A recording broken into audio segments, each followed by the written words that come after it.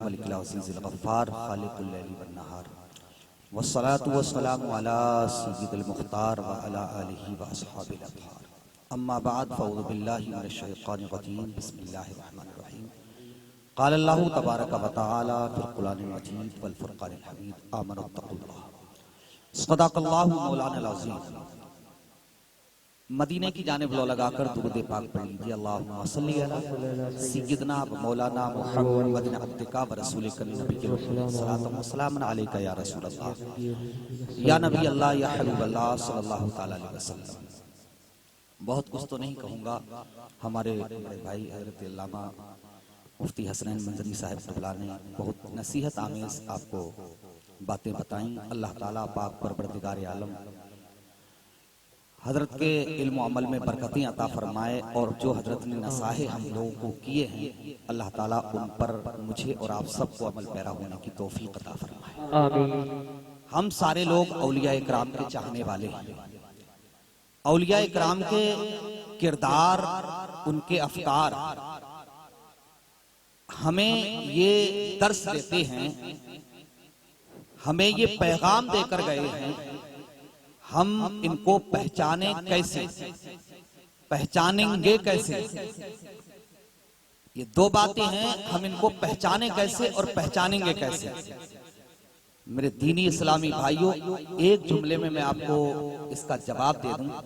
आपसे हाथ जोड़कर अपील करूंगा कि जितनी दुनियावी तालीम पर आप कोशा रहते हैं उतनी दीनी तालीम पर कोशा रहिए।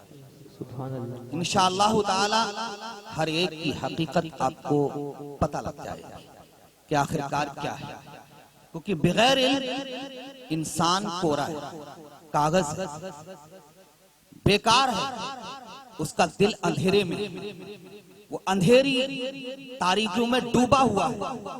लिहाजा हम इल्म दीन की तरफ कोशा रहे। थोड़ा खा लीजिए, अपने बच्चों को ज्यादा दीनी तालीम पढ़ा लीजिए, और जब दीनी तालीम उसके अंदर होगी तो ये असलाफ किराम की जो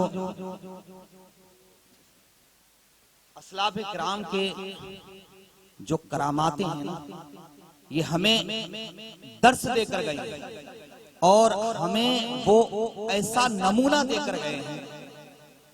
करामातों के जरिए ये पता लगता है कि अल्लाह तबारक व तआला ने इसी गेती पर, इसी अर्द पर, इसी धरती पर, इसी जमीन पर ऐसी जमात भी पैदा की है कि रब्बे कायनात ने इनको इख्तियारात दिए हैं, ऐसे ऐसे इख्तियारात दिए हैं जिनकी हम तारीफें यहाँ पर बैठकर सुन रहे हैं और कर रहे हैं।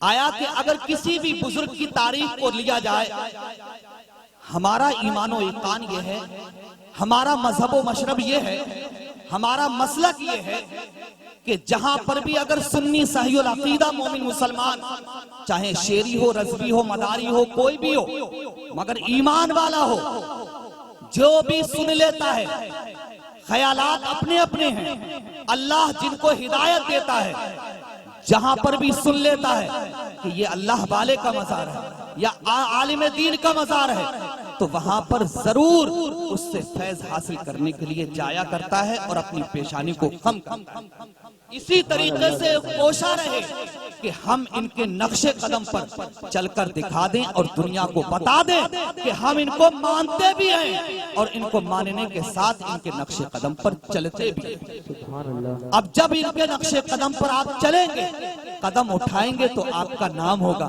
देखो फला शख्स फला का दीवाना है, गौसी आदम का दीवाना है, शाहजियो रजा का दीवाना है, मदार साहिब का चाहने वाला है, अशरफी मियाँ का चाहने वाला है, जीलानी मियाँ का चाहने वाला है, हजरत साबरे पाक का चाहने वाला है। देखो तो जरा सही, जब उनके गुलामों के जब ये हाल है तो उनके आकाओं के क्या हाल होंगे, इनके बड़ों के क्या हाल होंगे। किसी ने कहा था जब उनके गदा भर देते हैं शाहाना जमाने की जोली, मोहताज का जब ये आलम है, मुख्तार का आलम क्या होगा। एक जुमला और दे दूं मेरे दीनी इस्लामी भाइयों, हमारे अंदर इल्म नहीं, हम कोरे हैं। हकीकत बात यह है कि हम कोरे, खुदा के लिए मेरे दीनी इस्लामी भाइयों, हम नमाज को फर्ज न जाने कितने लोग, कोई भी ऐसा नहीं होगा हजरत जो सही तरीके से नमाज सुना, अवाम का इल्ला माशाअल्लाह, हजारों में कोई एक पैदा हो जाए। अल्लाह ताला पाक परवरदिगार आलम सबको तौफीक दे। मेरे मौला ज्यादा से ज्यादा हम अच्छी तरीके से नमाज पढ़ना सीख जाएं, अच्छी तरीके से वुजू करना सीख जाएं, अच्छी तरीके से गुस्ल करना सीख जाएं। लिहाजा किसी वाकयात को मैंने नहीं लिया है। मेरे दीनी इस्लामी भाइयों, यही दादा मियाँ हैं, आप इनका नाम क्यों ले रहे हैं? इनकी बारगाह में क्यों बैठे हुए हैं? इनकी जात वो जात है, न जाने कितने लोग इनकी जात से मुस्तफीज हुए, फायदा उनको हुआ है, फायदा पहुंचा है। तो जभी तो इनकी बारगाह में हम बैठे हुए हैं। लिहाजा ये बहुत सारी दरगाहें हैं, बहुत सारे आस्थाने हैं जिनसे लोग फैज याफ्ता हैं। लिहाजा हम अगर जब फैज पा रहे हैं तो वाकई हम किस अकीदत को लेकर जा रहे हैं, किस मोहब्बत को लेकर जा रहे हैं, उस मोहब्बत को आप ऐसे ही नहीं समझ सकते। बगैर इल्म के आप बिल्कुल कुछ नहीं समझ सकते।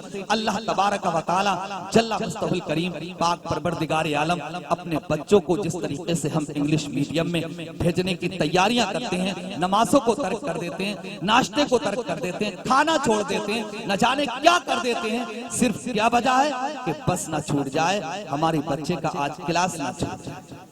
ऐ मेरे दीनी इस्लामी भाइयों, काश आपने सोचा होता कि काश हमारी नमाज फज्र ना छूट जाए, कहीं अल्लाह उसका रसूल नाराज हो जाए, अल्लाह वाले नाराज हो जाए। जब अल्लाह और उसका रसूल नाराज होगा तो अल्लाह वाले नाराज होंगे।